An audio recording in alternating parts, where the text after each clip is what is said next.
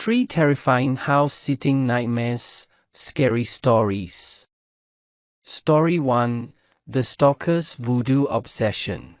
I used to live next to a sweet elderly couple a few years back. One day, they asked me to house-sit for them while they were on vacation. It was only for a week, and they also offered money. So I took the job. The first 3 nights went fine. On the 4th night, I had KFC while watching a football game in the living room. That's when my car alarm rang. I had parked the car in the driveway, hence the loud sound came pretty clear.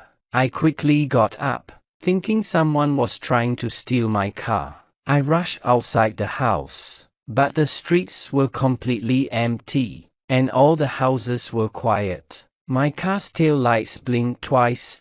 I double-locked the car. I was a little worried now. How am I going to sleep in peace tonight?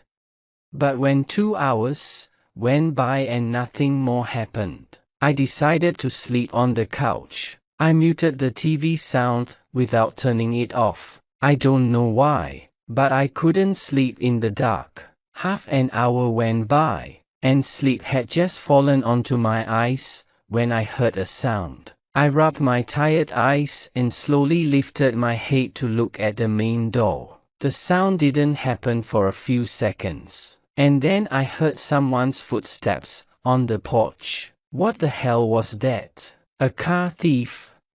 I kept staring at the main door, waiting for someone to knock, but everything was pin-drop silence. Just then, my eyes shifted to the window right beside the entrance, and I froze in shock. There was someone outside the window looking right at me. Had she been there this whole time, watching me sleep? My hand shivered to see that face, but suddenly it moved away, and I could see it no more. I tiptoed to the main door, holding a flower vase in my hand, all I could find at that moment. I looked through the eye hole, but saw no one. I remained awake the entire night. The next day, I called the elderly couple and told them about this issue. They immediately sent an electrician who installed a doorbell camera on their house. They told me that if she comes back next time, I should call the cops. So, on the 5th night, I finished dinner early, dimmed all the lights to give off the impression that no one's home, and I waited.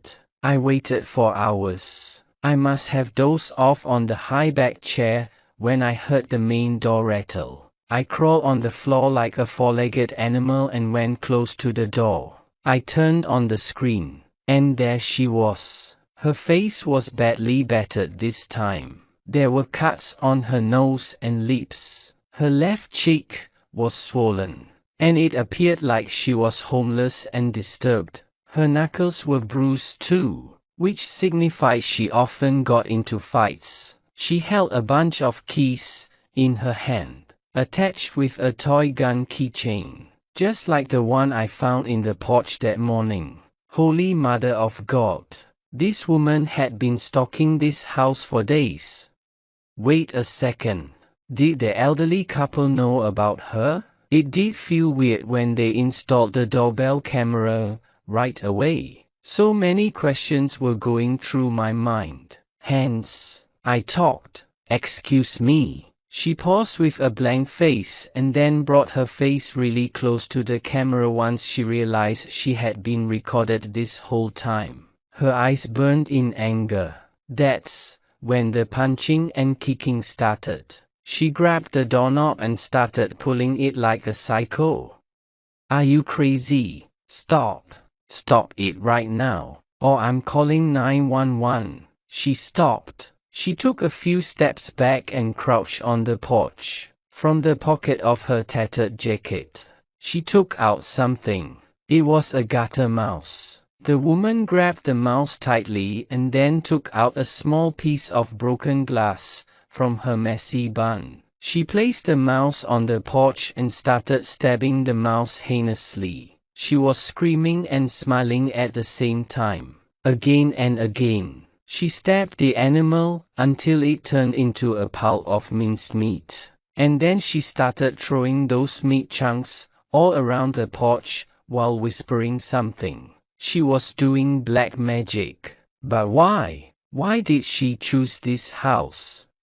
The cops came in 10 minutes. They arrested the woman from the back of the house. After doing her meat splattering ritual, she was digging a hole at the back. The cops found a can of petrol and a lighter inside that hole. It was evident that she had been to the backyard before to hide the things she needed. Her plan was to set the house on fire, burning it to the ground.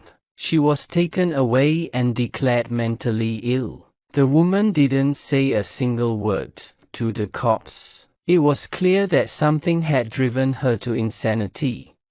The elderly couple came back the next day and apologized to me for having to go through all this trouble. After paying me double the amount of money, they told me they were going to sell this house and leave the neighborhood. It all happened so quickly that I got very suspicious. Months after the couple left, I attended the birthday party of one of my neighbor's 12-year-old daughters, and there I heard this rumor. The woman who came to the elderly couple's house that night used to work in the same office as them. She somehow started liking the husband, but he remained loyal to his wife, being rejected by the man. The psycho woman stalked the couple, making their life a living hell. But she never harmed them physically, which is why they could never file any report against her. The crazy woman tried black magic and voodoo to make the husband fall out of love with his wife. When she learned the couple had left, she came back with a vendetta. But as I was house-sitting for them, things got a little difficult for her. That night, all those killing mice and spraying on the wind was her voodoo ritual to end my life, just so she could get entry inside the house.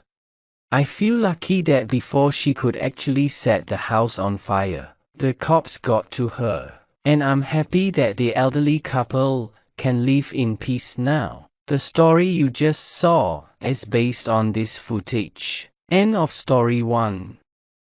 Story 2. The Sinister Garden of Mrs. Donovan. I'm a college student, and any easy money opportunities are appreciated by me. I was off for the summer at home and looking for odd jobs. One day, I was browsing through Craigslist when I stumbled upon this advertisement. It was a wanted ad for a housekeeper. There wasn't much written, just that someone was needed on the weekends, and the pay was decent enough. At the bottom of the paper, there was a phone number. An old lady picked up and gave me her address to show up the next day. She lived in an old wooden house. The lady took me inside, showed me the house, and explained that her garden was her life's work. She had a massive library, and something about those books made me feel weird, but I couldn't tell why. After crossing a long, dark corridor, we arrived at the back of the house. She proudly showed me her garden, which she described as her life's work. It was beautiful, filled with huge red roses. What was even more unique about them was their black stems. Generally, every plant has green stems and leaves, but these had black stems. I looked back at her, and she said, "Those are my plants books. My garden is the only thing that keeps me busy." I nodded, admiring the beautiful garden. Then, we went inside, and she offered me a cup of coffee. She explained that she needed a housekeeper because her brother had recently passed, and she needed to attend his funeral. She needed someone to watch the house, and she'd be back by evening. Mrs. Donovan told me everything that she expected to be done, and she also mentioned that if I finished my job, I could do whatever I pleased as long as I stayed at the house. I got to work, watering the plants and spraying medicine on them, as instructed by Mrs. Donovan. I was done within 2 hours, but I still stayed in the garden, admiring the roses.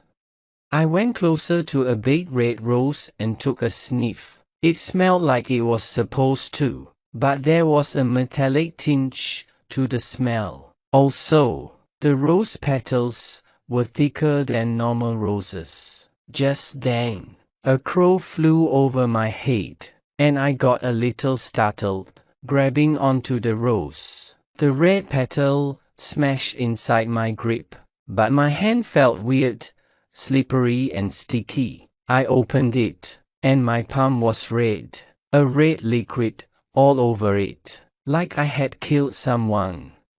I went back to the house and started washing my hands in the kitchen sink. My mind was so confused. How could there be blood inside a flower? The liquid didn't feel like anything other than blood. Suddenly, I heard a low moan from the basement. I wiped my hands and followed the stairs. In the basement, there was a small room. In the dim light of my phone, I saw a large metal door. I pressed my ear against it and heard faint moans again, except this time, louder. A cold shock of fear ran through my body. I opened the metal door, and a pink light leaked through. I quickly turned off my phone's flashlight, and when I paid attention to the other side of the room, I noticed cages, rows of them along the floor, all old and rusted, as the door I had come through.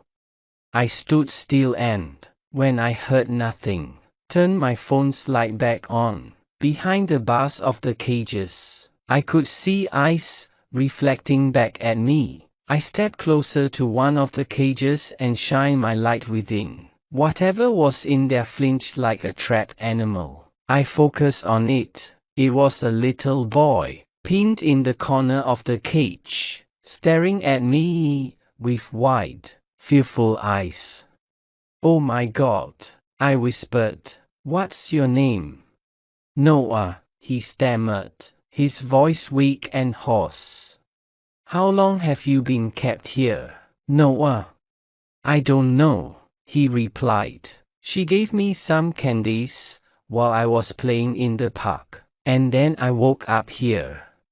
I dialed 911 immediately and told them everything. I was about to take the kids upstairs when I heard a car horn outside. I rushed upstairs, and Mrs. Donovan walked through the main door, pulling a large suitcase behind her. I suppressed a shudder, thinking how easily a small kid could fit in there. She looked towards me and smiled. "So, how did everything go?" I put on the best fake smile I could manage. "Everything's good. I got the plants watered and everything like you asked." "Oh well, I appreciate the effort. Maybe I'll call you again later," she said. "How was the funeral?" I asked, trying to keep her engaged. "Fine," she replied. "I just need some time to be alone for a while." You called the cops on me." End of story 2. Story 3. The Haunting House Guest. I remained silent as Mrs. Donovan continued to talk about the funeral. She didn't seem to notice my unease. The cops came in, and justice was served. They found another little boy, tied up and put inside the suitcase. Luckily, he was unharmed. The other kids were sent to the hospital, and I had a chance to visit Noah in the hospital.